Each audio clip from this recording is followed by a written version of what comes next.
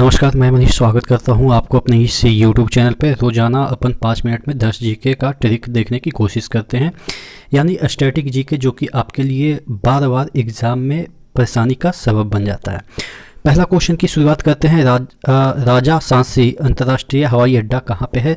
देखिए, अगर हम बात करें राजा सांची अंतर्राष्ट्रीय हवाई अड्डा, तो वो आपके अमृतसर में है। अमृतसर बोले तो पंजाब में है।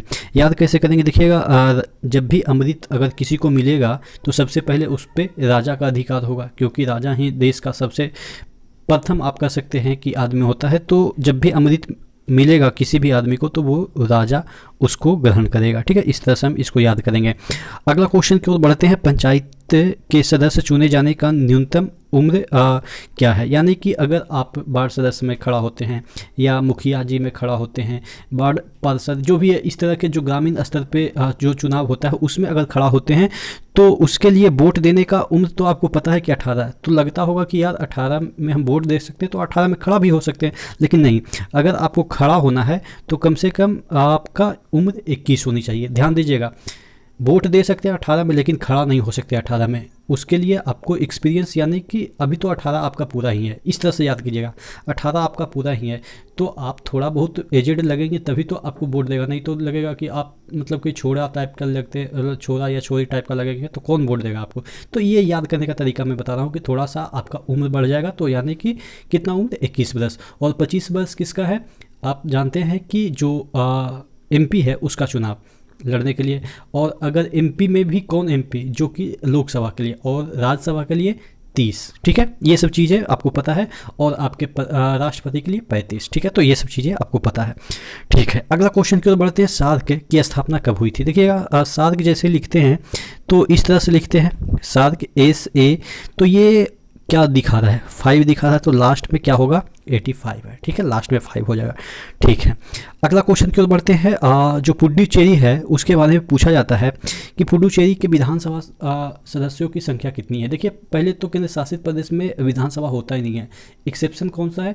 दिल्ली और पुडुचेरी। और भारत में सबसे कम जो विधानसभा के संख्या, आप कह सकते हैं विधानसभा सदस्यों की संख्या किस विधानसभा में है? तो वो आपके पुडुचेरी में है, सबसे कम है, इसलिए इसके बारे में पूछा जाता है। कितना है? आपके ऑप्शन 30 भी रहेंगे। पहले 30 हुआ करता था, लेकिन यहाँ पे आपका 30 + 3 होगा, यानी कि 30 का तो चुनाव होता है, लेकिन 3 का नॉमिनेट किया जाता है। यानी कि उसको नॉमिनेट किया जाता है किसके द्वारा? वहाँ के जो लेफ्टिनेंट हैं, या आप कह सकते हैं जो लेफ्टिनेंट, जो केंद्र शासित प्रदेश होता है उसके लेफ्टिनेंट होते हैं, उसके द्वारा 3 सदस्यों का यहाँ पे नामित किया जाता है। ठीक है, और तो इतना याद रहेगा कि 33 विधानसभा सदस्यों की संख्या है पुडुचेरी की, जो कि सबसे कम है। हालांकि होना चाहिए कुछ और। ठीक है, कितना होना चाहिए आप नीचे कमेंट बॉक्स में कमेंट करके बताएंगे कि कितना विधानसभा सदस्यों की संख्या होनी चाहिए मिनिमम। अगला क्वेश्चन की ओर बढ़ते हैं। अंतर्राष्ट्रीय बैडमिंटन का नियंत्रण किस जो संस्था है वो कौन करती है? अंतर्राष्ट्रीय बैडमिंटन जैसे फीफा फुटबॉल का करता है, ICC क्रिकेट का करता है, उसी तरीके से बैडमिंटन का नियंत्रण कौन सा आप कह सकते हैं ऑर्गेनाइजेशन करता है? तो कन्फ्यूजन के लिए दिया हुआ था badminton world federation, international badminton federation, world badminton federation. देखिएगा, इतना सटा हुआ है कि कन्फ्यूजन हो जाएगी। तो यहाँ पे बैडमिंटन की बात की जा रही है, तो पहले बैडमिंटन से स्टार्ट होगा, उसके बाद किसके लिए? वर्ल्ड के लिए हो रहा है, और फेडरेशन मतलब संस्था होता है। ठीक है, तो इस तरह से याद रखिएगा, बैडमिंटन वर्ल्ड फेडरेशन ही गवर्निंग बॉडी है बैडमिंटन के लिए। ठीक है, अगला क्वेश्चन की ओर बढ़ते हैं। भारत का पहला एयरक्राफ्ट कैरियर। एयरक्राफ्ट कैरियर मतलब कि जो पानी वाला जहाज होता है ना, पानी वाला जहाज, तो वहाँ पे देखिएगा एक डेक बना रहता है जिसपे कि जो विमान होते हैं या लड़ाकू विमान जितने भी होते हैं वो इसी से उड़ान भरते हैं। ठीक है, तो ये इसी को क्या कहते हैं? Aircraft carrier. एयरक्राफ्ट यहाँ पे रखा रहता है, और जब भी कोई ऐसा युद्ध होता है तो इसी जो जलयान है उसी के ऊपर से ये उड़ान भरती है।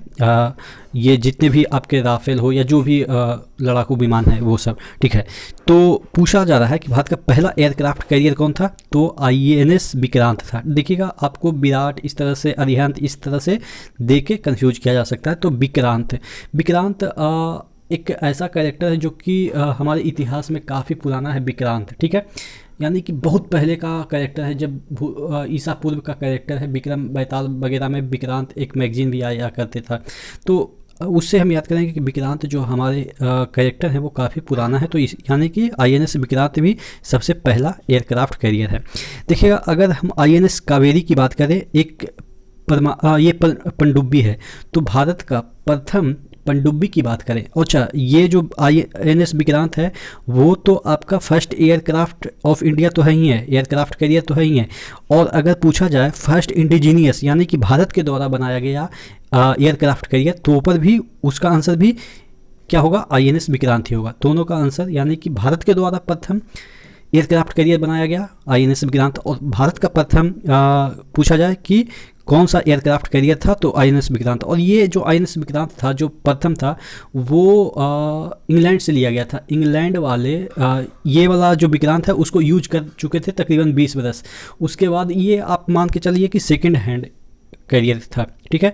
इसको बाद में द्वितीय विश्व युद्ध में इसका यूज किया था अंग्रेज़ों ने, उसके बाद बेच दिया इंडिया को, ठीक है। तो यानी कि आप कह सकते हैं कि इंडिया की इतनी औकात नहीं उस समय थी कि नया खरीद पाए, तो मतलब कि औकात थोड़ा गलत वर्ड हो गया, लेकिन आप समझ जाइएगा, मैं अपने देश को नीचा नहीं दिखा रहा हूँ, बस रियलिटी बता रहा हूँ, ठीक है। तो ये वाला जो INS विक्रांत था वो यूज हो चुका था 20 बरस तक। इसको जो वहाँ की जो फोर्स थी वो यूज की थी, कहाँ की नेवी, जो इंग्लैंड की नेवी है इसको यूज की थी, और उसके बाद इंडिया ने खरीद रखा था, ठीक है। इतना तो प्रश्न इससे समझ में आ गया। एक प्रश्न ये बनता है कि भारत की प्रथम परमाणु पनडुब्बी कौन थी। तो अगर परमाणु पनडुब्बी की बात करें तो अरिहंत थी, लेकिन सिर्फ पनडुब्बी की बात की जाए कि भारत की प्रथम पनडुब्बी कौन थी, तो ये थी INS कालवेरी, ठीक है, कालवेरी। तो ध्यान दीजिएगा कि INS कालवेरी जो थी, सॉरी कावेरी होगा, यहाँ पे कालवेरी नहीं होगा, कावेरी होगा। INS कावेरी, कावेरी होगा, जो कि नदी का नाम है, वो भारत की प्रथम पनडुब्बी थी। लेकिन अगर हम बात करें न्यूक्लियर पनडुब्बी यानी कि परमाणु पनडुब्बी, जिसमें कि परमाणु जो अस्त्र शस्त्र है उससे लैस, तो वो थी INS अरिहंत। अरिहंत का बुक आपने देखा होगा, उसमें टेक्नोलॉजी से संबंधित बहुत सारे चीज़ दिए रहते हैं। अगर आप IIT JEE का प्रिपरेशन करते होंगे तो उससे आप याद कीजिएगा कि अरिहंत का बुक पढ़ के ये न्यूक्लियर जो बम वगैरह है इस पनडुब्बी में लगा दिए INS अरिहंत में, ठीक है। तो देखिए कौन कौन से क्वेश्चन बने। भारत की प्रथम एयरक्राफ्ट कैरियर तो कौन था, विक्रांत। भारत के द्वारा प्रथम एयरक्राफ्ट कैरियर बनाया गया, उसका भी आंसर विक्रांत। एक क्वेश्चन पूछा जाएगा कि भारत की प्रथम पनडुब्बी तो INS कावेरी, ठीक है, कावेरी जो नदी है। और भारत के प्रथम परमाणु पनडुब्बी तो वो थी INS अरिहंत, ठीक है। तो ये चारों क्वेश्चन आपको ध्यान में रहेगा। एक क्वेश्चन बनता है G4 देश में कौन कौन से देश आते हैं, और ये जो G4 जो संगठन है वो किस लिए बना है ये भी पूछा जाता है। तो ये जो G4 संगठन है वो आपस में सहयोग के लिए बना है, ताकि हम एक दूसरे के कोऑपरेट करेंगे UN में अस्थाई सदस्यता के लिए। यानी कि ये जो चार देश हैं वो आपस में सहयोग करेंगे ताकि ये चारों UN में, UN जो है उसमें अस्थाई सदस्य बन जाए। आपको भी पता है कि कितने अस्थाई सदस्य हैं, 5 हैं, ठीक है। लेकिन ये चारों चाह रहे हैं कि हमारा भी उसमें अस्थाई सदस्यता हो जाए, इसलिए एक गुट बना लिए हैं G4 के नाम से। कौन कौन से देश हैं, इंडिया तो ओबियस है ही है, जापान है, ब्राज़ील है और जर्मनी है, ठीक है। चारों देश मिलके G4 बनाते हैं। किस लिए बनाए वो मैंने आपको समझा दिया। लास्ट क्वेश्चन पॉलिटी से है, विधान परिषद के सदस्यों की संख्या के संदर्भ में क्या सही है। विधान परिषद में देखिएगा मिनिमम 40 सदस्य तो होने चाहिए, और ये 40 मतलब आपको कैसे याद कराएंगे। विधान परिषद में जो जाते हैं वो कुर्सी पे बैठेंगे, ठीक है, कुर्सी पे बैठेंगे, लेकिन उसका पावर क्या होता है। विधान परिषद में जो होते हैं उनका पावर 0 ही होता है। बहुत सारे जो स्टेट में तो विधान परिषद है भी नहीं। तो मिनिमम 40 सदस्य होंगे, इस तरह से कि चेयर पे बैठेंगे, लेकिन उनका जो पावर होगा वो 0 होगा। लेकिन मैक्सिमम इसमें कितना होना चाहिए, 1/3 ऑफ विधानसभा। विधानसभा की जितनी संख्या होती है उस स्टेट में, उससे 1/3 से कम होनी चाहिए, ज़्यादा नहीं। यहाँ पे है कि इससे कम नहीं होनी चाहिए, 40 से कम नहीं होनी चाहिए, और 1/3 विधानसभा के सदस्यों की संख्या से ज़्यादा नहीं होनी चाहिए, ठीक है। तो ये दोनों कंडीशन विधान परिषद के संदर्भ में सही है।